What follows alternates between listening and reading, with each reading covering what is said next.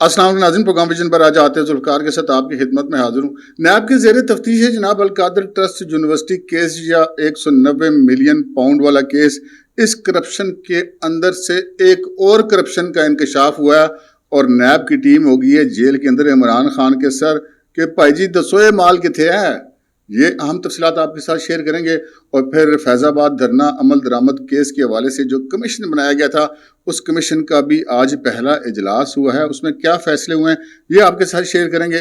مگر اس سے پہلے کہ اپنے پروگرام کو آگے بڑھائیں، آپ سے گزارش ہے کہ اگر ابھی تک آپ نے ہمارا چینل سبسکرائب نہیں کیا تو پلیز کر لیجیے، ساتھ ہی بیل آئیکن بھی دبا دیجیے تاکہ جو ہی ہمارا کوئی نیا پروگرام اپلوڈ ہوتا ہے تو اس کا نوٹیفیکیشن فوری طور پر آپ کو موصول ہو سکے۔ پروگرام کا باقاعدہ آغاز کرتے ہیں جناب ایک درخواست یہ ہے کہ آپ ہمارے سبسکرائبر ہیں، اگر نہیں ہے تو کر لیں جیسے کہ میں نے آپ سے پہلے کہا، لیکن ریکویسٹ یہ کری تھی کہ جناب وہ اگر لائک کر دیا کریں تو ذرا زیادہ اچھا ہو جائے گا، اور اگر پورا پروگرام آپ سنتے ہیں آپ کو پسند آتا ہے تو لائک ضرور کر دیں، اور جن کو ایڈوانس میں ہمارے پروگرام پسند ہیں تو وہ بھی لائک کرنا نہ بھولیں۔ اب آتے ہیں ہم اپنی خبروں کی طرف جناب۔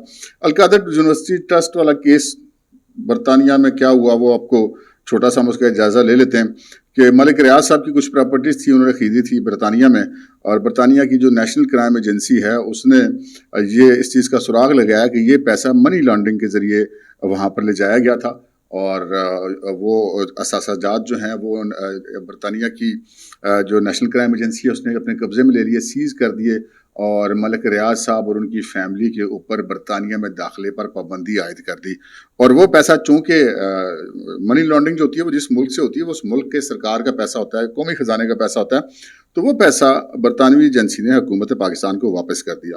جب وہ پیسہ واپس آیا تو بجائے اس کے کہ وہ پیسہ قومی خزانے میں جاتا، اب بظاہر ایسا لگتا ہے مبینہ طور پہ کوئی ڈیل ہو گئی، اور اس ڈیل کے نتیجے میں عمران خان صاحب نے اپنی کابینہ سے ایک منظوری لی، اور ایک بند لفافہ شہزاد اکبر صاحب کے پاس تھا وہ لہرایا گیا کہ جی اس میں کچھ قومی راز ہیں ہم بتا نہیں سکتے، بس آپ منظوری دے دیں کابینہ کے سارے۔ ایک دو کابینہ کے ممبران نے اعتراض بھی کیا کہ جناب یہ کیسی ہو رہا ہے معاملہ، تو وہ بہرحال جو کہ عمران خان صاحب کا حکم تھا اور وہ ان کی ڈکٹیٹرشپ تو تھی اب اپنی حکومت کے دوران، کابینہ کے کسی ممبر کی ضرورت نہیں تھی بولنے کی، تو وہ پھر اوکے ہو گیا، اور وہ پھر پتہ چلا کہ جی وہ پیسہ تھا، اور وہ پیسہ بجائے اس کے کہ قومی خزانے میں جاتا، کابینہ سے منظوری لے کر انہوں نے اس کو ملک ریاض کے حوالے کر دیا، اور ملک ریاض کی طرف سے جو سپریم کورٹ آف پاکستان میں بیری ٹاؤن کراچی والا کیس ہے اس میں سپریم کورٹ نے کہا کہ جی آپ نے پیمنٹ کرنی ہے اور سپریم کورٹ میں جمع کرانی ہے، تو اس کھاتے میں انہوں نے وہ جمع کرا دیا ملک ریاض کی طرف سے، جبکہ اب وہ پیسہ ملک ریاض کا نہیں تھا۔ اب یہاں پہ سوال پیدا ہوتا ہے کہ عمران خان صاحب کو ملک ریاض سے اتنی محبت کیوں ہوئی؟ یہی عمران خان صاحب تھے، انہوں نے اس کا نام ٹھیکیدار ریاض رکھا ہوا تھا، اور یہ بڑا کرپٹ ہے جی، اور اس کے بعد پھر انہوں نے کہا کہ جی ملک ریاض سے تو زبردست آدمی کوئی نہیں، وہ تو اس سے اچھی تیز رفتاری سے ڈیولپمنٹ ہی کوئی نہیں کرتا، مجھے تو پتہ نہیں تھا اس کے بارے میں۔ تو یہ محبتیں کیوں جاگی تھیں؟ اور یہ محبتیں جو جاگی تھی اس کی رپورٹ جو ہے وہ دی تھی اس وقت کی DGI اور موجودہ army chief general Asim Munir نے، اور جب عمران خان وزیر اعظم تھے کہ جناب آپ کے گھر میں ملک ریاض صاحب کی طرف سے جولیاں آ رہی ہیں، یہ آ رہا ہے جناب، یہ سارے ریکارڈ ہے، تو ان کی طبع نازک پہ بڑا ناگوار گزرا عمران خان کو، وہ اتنی جرت میں پرائم منسٹر کو میرے کاریالے دی تفتیش، تو انہوں نے جنرل باجوہ صاحب سے کہہ کے بتا کے ان کو تو جو DGI تھے ان کو چینج کروا دیا۔ وہ جو عاصم منیر صاحب کے تعیناتی سے جو ان کو موت پاڑ لی تھی نا بنیادی طور پہ، اس کی وجہ یہی تھی کہ ان کو یہ پتہ ہے یار ایسا بندہ چیف لگ رہا ہے جس کو میری ساری چوریوں کو پتہ ہے، جبکہ عمران خان صاحب آپ کو یاد ہوگا کہ دعوے کیا کرتے تھے اپنے وزارت عظمیٰ کے دور میں کہ جی فوج میرے پیچھے کھڑی ہے اس لیے کہ ان کو پتہ ہے کہ میں کرپٹ نہیں ہوں، تو اب بھی عمران خان صاحب کو پتہ ہے کہ فوج کو پتہ ہے کہ آپ کرپٹ ہیں۔ یہ بنیادی طور پر سارا مسئلہ ہے۔ آگے بڑھتے ہیں جناب اسی خبر کے حوالے سے کہ پھر یہ ہوا کہ پتہ چلا کہ جی ایک زمین تھی وہ دی گئی ان کو القادر ٹرسٹ یونیورسٹی کے لیے کے نام پر ایک ٹرسٹ بنایا گیا، اس کے ٹرسٹیز یعنی عمران خان، ربوشہ بیگم، اور غالباً اس میں پہلے شاید ابتدا میں شاید بابر وان اور ذوالفقار بخاری بھی تھے، اب ہیں یا نہیں مجھے نہیں پتا، لیکن اس وقت شاید تھے۔ اور اس کے علاوہ پتہ چلا کہ اس معاملے میں گوگی کو بھی کوئی ملک ریاض صاحب کی طرف سے زمین دی گئی، کوئی 200-250 کنال بنی گالا اسلام آباد میں بڑی قیمتی جگہ تھی۔ پھر یہ بھی سنا پتہ چلا کہ مبینہ طور پہ مرزا شہزاد اکبر جو ہیں جو عمران خان صاحب کے مشیر تھے ان کو بھی خاصا معقول حصہ ملا۔ تو یہ ایک لوٹ کے مار کی ایک بندر بانٹ ہوئی تھی، اور بڑے یہ لوگ باتیں کرتے ہیں جناب وہ پیسہ تو قومی خزانے میں پڑا ہوا ہے، قومی خزانے سے مراد سپریم کورٹ میں جو ملک ریاض کی طرف سے کس جمع ہوئی ہے اس کو وہ قومی خزانہ کہہ رہے ہیں۔ خیر یہ بھی ایک حماقت یا جہالت یا بددیانتی ہے جو بھی ہے۔ تو وہ پڑا ہوا ہے. اور پھر دیکھیں وہ تو 190 ملین پاؤنڈ تو وہ اتنے اربوں روپے کا معاملہ ہے, یہ تو چند کروڑ کا معاملہ ہے. بھائی جن کرپشن روپے کی ہو یا 1000 روپے کی ہو وہ کرپشن ہی ہوتی ہے. دوسری بات یہ کہ وہ اتنا سارا مال ہضم کرنے کے لیے وہ اتنا مال دیا گیا نا. اب اگر کسی بندے نے کوئی مال نکلوانا ہو تو کسی ادارے کو پیسے دیتا ہے تو وہ پورے پیسے اس کو تو نہیں دے دیتا, صحیح دیتا ہے. لیکن جناب گل سے مکی نہیں, وہ تفتیش ہو رہی ہے اس میں. اب میں نے آپ کو بتایا تھا کہ انہوں نے جو تفتیش کیا اس کے اندر اس نتیجے پہ نیب کی ٹیم مبینہ طور پہ پہنچی ہے ذرائع کے مطابق کہ جی اس میں عمران خان, بشرا بی بی, فرح گوگی اور جو شہزاد اکبر ہیں جو زلفی بخاری ہیں, یہ ملک ریاض اور ان کے بیٹے علی ریاض, 7 بندوں کو ملزم نامزد کیا جا رہا ہے. ابھی ریفرنس کو فائل ہونے والا ہے, کسی وقت بھی فائل ہو جائے گا.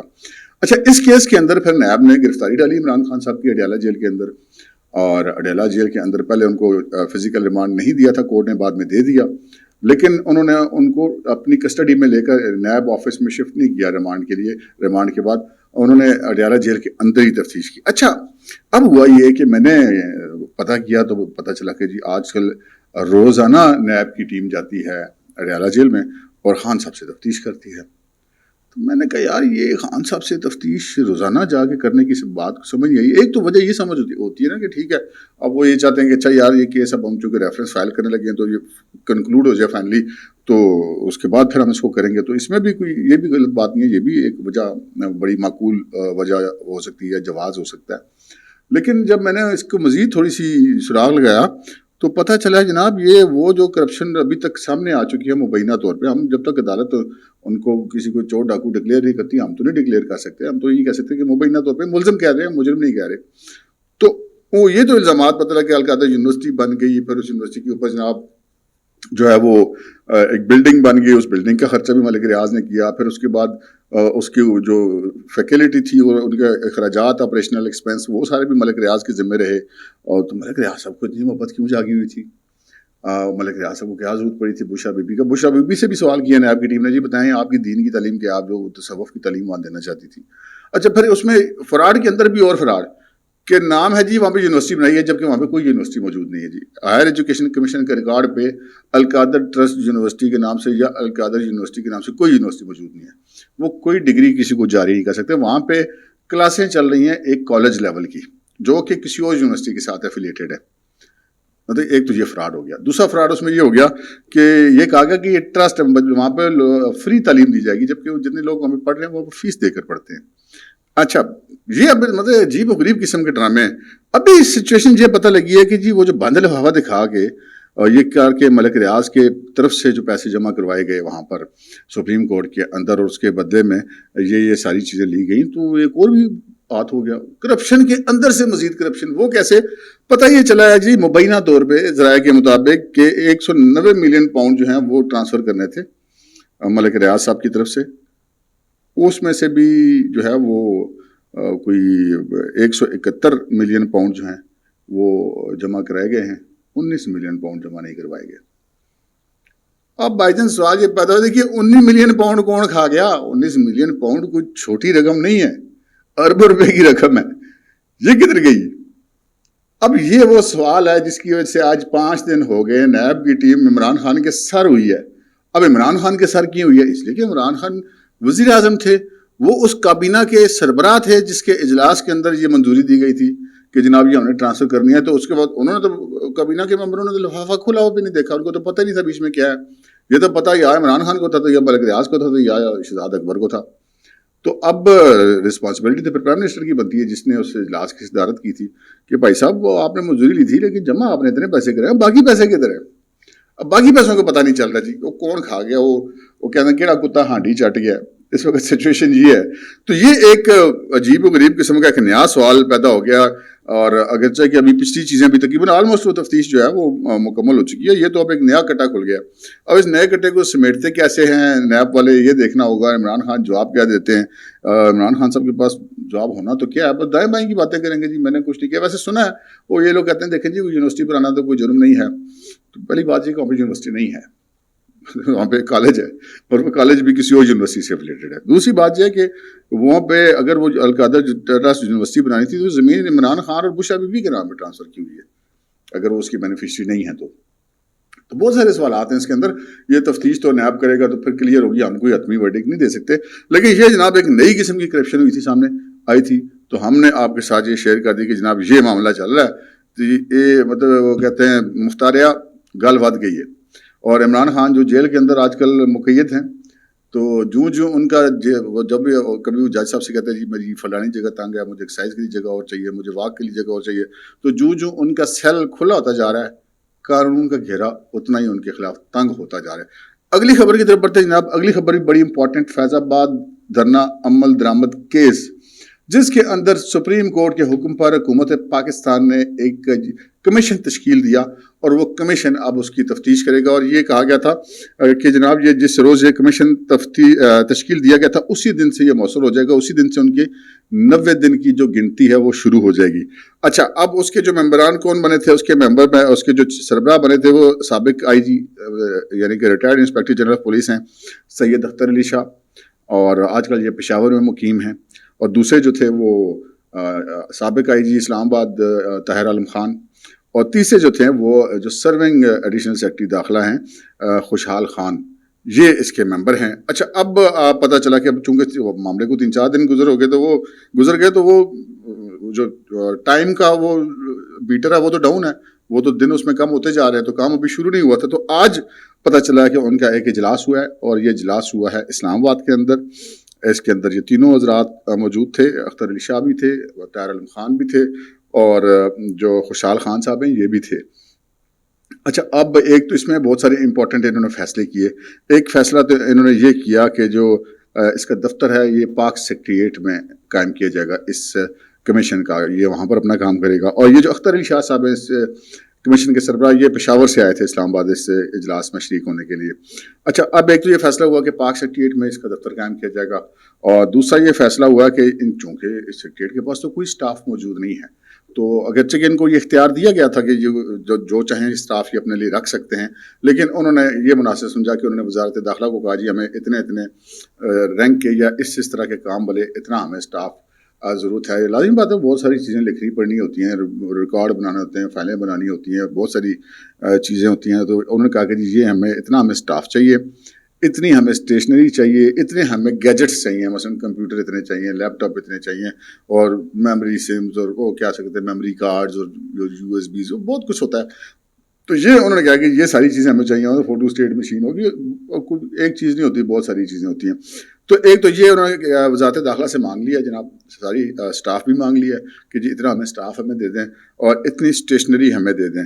تو پھر اس کے بعد انہوں نے کہا کہ یہ جب جو اگلا اجلاس ہوگا وہ اب اگلے ہفتے ہوگا, اور اگلے ہفتے جو اجلاس ہوگا اس کے اندر جتنے متعلقہ محکمے ہیں, جتنی متعلقہ وزارتیں ہیں, جتنے متعلقہ ڈپارٹمنٹس ہیں, ان سے ان کا ریکارڈ طلب کیا جائے گا, ریکارڈ سمن کیا جائے گا. کمیشن کہے گا جی یہ اس سے متعلقہ فلاں ریکارڈ آپ ہمارے حوالے کرتے ہیں. ٹی او آرز کے مطابق پاکستان کا ہر محکمہ, ہر ادارہ, ہر ڈپارٹمنٹ اس کمیشن کو جواب دینے کا پابند ہے, اور ان کی معاونت کرنے کا پابند ہے. لہذا یہ کوئی نہیں ہو سکتا کہ جناب کو بھائی صاحب آ جائیں گے اور کہیں گے جی میں نہیں دینا ریکارڈ, ایسا کوئی چکر نہیں ہے.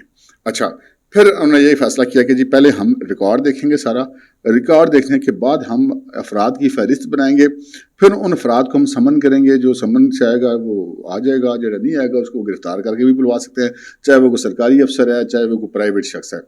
تو یہ پھر یہ فیصلہ ہوا کہ ان افراد کی طلبی ہوگی, ان کے بیانات ریکارڈ ہوں گے. اس کے بعد یہ کمیشن اپنی تفتیش مکمل کرنے کے بعد یہ ڈٹرمن کرے گا کہ اس میں سے ملزمان کون کون سے ہوں گے, اور اس میں سے گواہان کون کون سے ہوں گے, اور پھر یہ اپنی سفارشات پیش کر دے گا حکومت پاکستان کو, اور حکومت پاکستان وہ پیش کر دے گی سپریم کورٹ کے روبرو. پھر بھائی جی جو بندے اس کے ذمہ دار ہوں گے نا, پھر او جانے تے قاضی فیض سا جانے, پھر بات پھر یہاں پر آ جائے گی. تو یہ اب اس میں چونکہ جنرل فیض بھی سب کا نام ہے, اس وقت ڈی جی سی تھے, ان کے سائن ہیں, ان سے بھی تفتیش ہوگی, ان کو بھی بلایا جائے گا, ان کو بھی سمن کیا جائے گا.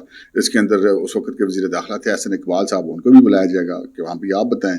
اس وقت کے چیئرمین پیمرا تھے ابصار عالم صاحب, ان کو بھی بلایا جائے گا. اور اس وقت جو ٹی وی چینلز کے مالکان تھے جن کے اوپر دباؤ تھے کہ جی وہ فلاں یہ چینل ضرور دکھائیں, ان کو بھی بلایا جائے گا. پھر جو آگے اشتعال انگیز تقریریں کی گئیں, ان تقریریں کرنے والوں کو بھی بلایا جائے گا, ان کے گواہان کو بھی بلایا جائے گا. پھر جو فتوے جاری کیے جاتے رہے ان فتووں کا بھی جائزہ لیا جائے گا, علماء سے رائے لے کر وہ بھی شامل کی جائے گی, فتویٰ دینے والوں کو بھی بلایا جائے گا. تو بھائی جان یہ رائتا بہت پھیلنے والا ہے. تو خبریں یہ اس فیض آباد دھرنے کے حوالے سے نا کوئی اچھی ہمیں نہیں لگ رہی آنے والے دنوں میں. اب تک کے لیے اتنا ہی، اجازت دیجیے، اللہ حافظ.